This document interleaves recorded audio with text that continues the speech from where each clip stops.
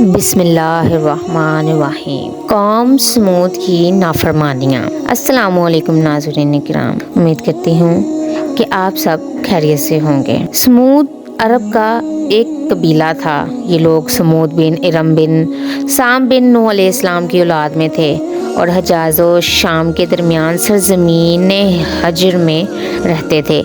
حضرت صالح علیہ السلام کو قوم سمود کی طرف بھیجا گیا۔ حضرت صالح علیہ السلام کے والد کا نام عبید بن آصف ہے۔ جب اللہ تعالیٰ نے حضرت صالح علیہ السلام کو ان کی طرف بھیجا تو حضرت صالح علیہ السلام نے ان کو اللہ تعالیٰ کو ایک ماننے اور اس کے ساتھ شریک نہ ٹھہرانے اور صرف اسی کی عبادت کرنے کا حکم دیا۔ ان کو اپنے اوپر رب تعالیٰ کی نعمتیں یاد دلا کر سمجھایا اور عذاب الہی سے ڈرایا۔ اس دعوت کے بعد قوم کی سردار جندہ بن عمر نے عرض کی، اگر آپ سچے نبی ہیں تو پہاڑ کے اس پتھر سے فلاں فلاں صفات والی اونٹنی ظاہر کر دیں۔ آپ نے دعا مانگی، سب کے سامنے پتھر پھٹا اور صفات مخصوصہ والی اونٹنی نمودار ہوئی اور پیدا ہوتے ہی اپنے برابر بچہ جنا۔ یہ معجزہ دیکھ کر جندہ تو اپنے خاص لوگوں کے ساتھ ایمان لے آیا، جبکہ باقی لوگ اپنے وعدے سے پھر گئے اور کفر پر قائم رہے۔ حضرت صالح علیہ السلام نے اونٹنی کے بارے میں فرمایا کہ تم اسے تنگ نہ کرنا، اسے اس کے حال پر چھوڑ دو، اسے برائی کی نیت سے ہاتھ نہ لگانا، نہ مارنا، نہ ہنکانا اور نہ قتل کرنا، ورنہ تمہیں دردناک عذاب پکڑ لے گا۔ اس اونٹنی کی پیدائش سے حضرت صالح علیہ السلام کے کئی معجزات ظاہر ہوئے۔ نمبر 1، وہ اونٹنی نہ کسی پیٹ میں نہ حمل میں رہی، بلکہ طریقہ عادیہ کے خلاف پہاڑ کے ایک پتھر سے اس کی پیدائش ہوئی۔ نمبر 2، یہ اونٹنی ایک دن سارا پانی پیتی اور دوسرے دن پورا قبیلہ سمود پیتا۔ نمبر 3، اس اونٹنی کے پینے کے دن اس کا دودھ دھویا جاتا تو وہ اتنا ہوتا کہ تمام قبیلے کو کافی ہوتا۔ نمبر 4، اس کی باری کے دن تمام جانور پانی پینے سے باز رہتے۔ قوم سمود میں ایک صدوق نامی عورت تھی جو بڑی حسین اور مالدار تھی۔ اس کی لڑکیاں بھی بہت ہی خوبصورت تھی۔ اس نے مزدہ ابن دہر اور کیدار بن سالف کو بلا کر کہا کہ اگر تم اونٹنی کو ذبح کر دو تو میری جس لڑکی سے چاہو نکاح کر لینا۔ چنانچہ دونوں نے مل کر اس اونٹنی کو ذبح کر دیا، مگر کیدار نے ذبح کیا اور مزدہ نے ذبح پر مدد دی، اور پھر حضرت صالح علیہ السلام سے کہنے لگے، اگر تم رسول ہو تو ہم پر عذاب لے آؤ۔ انہوں نے بدھ کے دن اونٹنی کی کوچیں کاٹی تھیں۔ حضرت صالح علیہ السلام نے فرمایا، تم 3 دن کے بعد ہلاک ہو جاؤ گے۔ پہلے دن ان کے چہرے زرد، دوسرے دن سرخ اور تیسرے دن سیاہ ہو گئے۔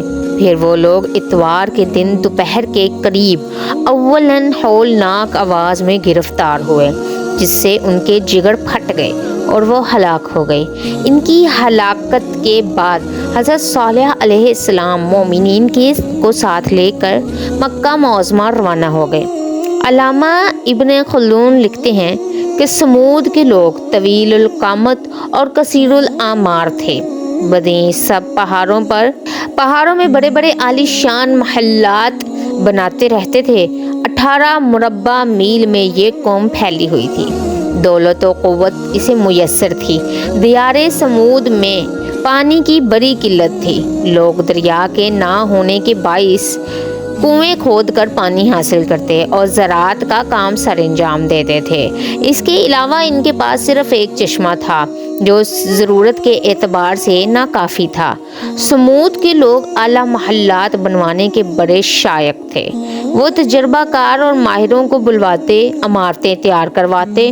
مختصراً یہ کہ قوم سمود کا بیشتر حصہ انہی کاموں میں لگا دیتے۔ آہستہ آہستہ ان کا یہ شوق انہیں اپنے خداؤں کی سنگین مورتیں بنوانے لگے اور ان کی پرستش کرنے لگے۔ حضرت صالح علیہ السلام نے فرمایا کہ اے لوگو، اللہ کے سوا کسی اور کو پوجنا چھوڑ دو، صرف اس کی عبادت کرو جو اس کائنات کا واحد خالق ہے۔ اس کا شکر ادا کرو اور غرور سے باز آؤ۔ वरना ऐसी मुसीबत आएगी कि बजुज़ खुदा तुम्हें छुड़ा ना सकेंगे। इस पर कौमे समूद ने कहा कि ऐ सालिया, हमें तुमसे ये उम्मीद नहीं थी। तो हज़रत सालेह अलैहिस्सलाम ने अर्ज़ की कि मुझ पर अल्लाह की इनायत है कि मुझे उसने तुम लोगों की रहनुमाई के लिए चुना।